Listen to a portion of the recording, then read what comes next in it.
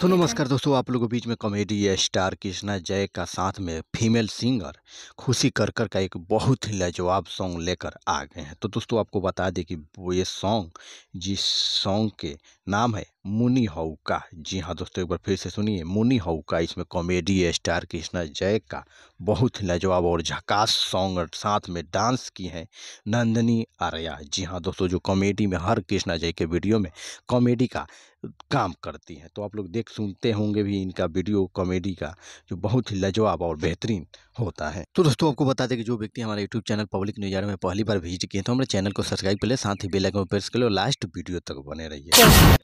तो दोस्तों बात किया जाए जो न्यू सॉन्ग आए हैं कॉमेडी स्टार कृष्णा जय का, उस सॉन्ग के प्यारे राइटर हैं राकेश तिवारी जी, म्यूजिक डायरेक्टर दिए हैं विश्वजीत गुप्ता। जी हाँ दोस्तों, और वहीं वीडियो डायरेक्टर में काम किए हैं जितेंद्र जीत जी। जी हाँ दोस्तों, यह सॉन्ग सोहरम म्यूजिक यूट्यूब चैनल पे आप लोग का सुनने को मिलेगा, जो बहुत ही लाजवाब और बहुत ही धमाकेदार होने वाला है। तो दोस्तों आप लोग कृष्णा जय के असली फैन हैं तो आप लोग देखे सुने होंगे कि कृष्णा जय कैसे अपने काबिलियत के तौर पे अपने वीडियो कॉमेडी का वो बनाते हैं।